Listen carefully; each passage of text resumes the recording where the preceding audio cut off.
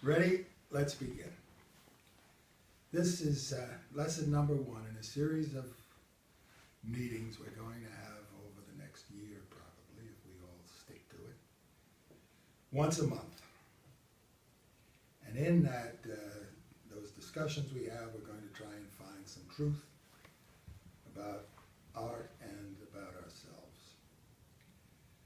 Now,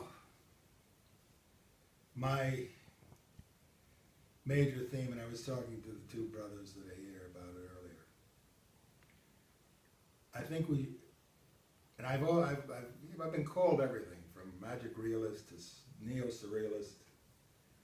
What are some of the others? God knows, a few other things. But I've always felt that none of those really described what I was trying to do. But just recently, and as the more I've thought about it, the more important it's gotten to me, that the thing that I've always been most influenced by was a thing called symbolism, which was a movement in art. The Nobbies were another movement connected to it. They were dealing with the Rosicrucian aspect of art. Which is the rose and the cross, spirituality. When Jack Yates put a rose on top of his easel, nailed a rose to it, let it wither away, but it was always there. That's because he could keep things sub rosa. See the symbolism he used? In other words, people would ask him, what does that mean? People always ask with art. They want to know, what does it mean? And it's just a natural thing.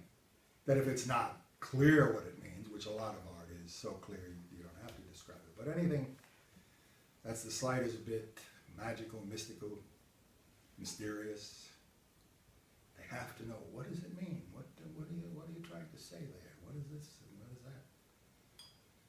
And the point is, it's got to mean a lot to you, or it won't mean anything to anybody else. So you have to make that decision. The first lesson in art is to be determined to have desire. And that desire which you feed is the excavation deep into your own unconscious, digging in to your ancestral memory. Now you all have interesting ancestral progenitors, and drawing upon the strength of what we now know about DNA and how it works, we realize that we, in this current incarnation here, are just one of the many vessels that has contained this very same code, generation after generation after generation, to the very beginning. And so that is the thing that's living inside you, and that's the thing that you can make contact with if you realize what you're doing. If you realize that's what you're after. If you can name it and understand it, that's the first trip down deep inside. And that's what the real artist, the truest, highest form of art, that's what it deals with. Currently, we've gotten off on a Duchampian kick ever since Duchamp had his nude descend the staircase, and then picked up again and really reinforced by the pop artists of the 60s, who I was contemporary with and knew a lot about, and how they just stole the spotlight, like the later YBAs from London stole the spotlight. And ironically, they're all promoted by advertising executives. It's pure hype. It's pure hyperbole that drives the art market, and that's why you must not care about the art market. What you must care about is yourself. The art market is always going to be wrong. They always are throughout history. It's been that way. Any art that's popular in its own time is bound to decline after that age is ended, and sometimes it can end quite abruptly. But the ones that really last are probably the ones that suffer the most, and I know half a dozen artists come to mind immediately. I don't have to name them. You know the misery of the greatest artists. In the way they were treated, in the way they were rejected, in the way they were ridiculed, in the way they were scorned by the intelligentsia of the time. So my point is, the intelligentsia is not as intelligence riddled as it seems. It is a few bright reviewers, critics, scholars, and a sprinkling. And to be fair, a good sprinkling. I've always been lucky with my critics, to be honest, far luckier than I would have dreamt in the beginning.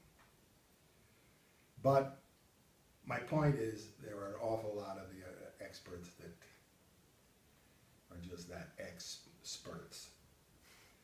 They are really not that intelligent, and they tend to follow the crowd. They follow what's the popular mode, and that's why so much of the junk of art, and I don't have to point out the YBA contribution to junk, is just a passing fad, and it has no lasting artifact value. And what you're producing is an artifact, and to produce that artifact, you have to really work at it. It can't be too easy. It can't be an idea, simply an idea. I think I won't make my bed this morning, and that's going to be a wonderful exhibit. It's all right, but it's not going to last, is it? I mean, no, the shock is beginning to deteriorate already. It's not going to last because it hasn't been crafted. And that's what the artist has to be. First and foremost, he can have great ideas, but if he can't craft those ideas into a product that becomes the artifact, then there's no use to any of it. So what you have to make is something that is so gorgeous, so seductive, so beautiful to look at. It's like a good meal, right? 50% for the eye, makes you hungry. Your art has to be something that looks edible, that looks so delicious you want to devour it in some spiritual way. And then spirituality then is the key of it all. Now I'll get right into the notes here so we don't waste a lot of time. Can I ask one thing first, though? Oh, sure, go on. What about the thought about great art disturbs me? Yeah, that's the whole point.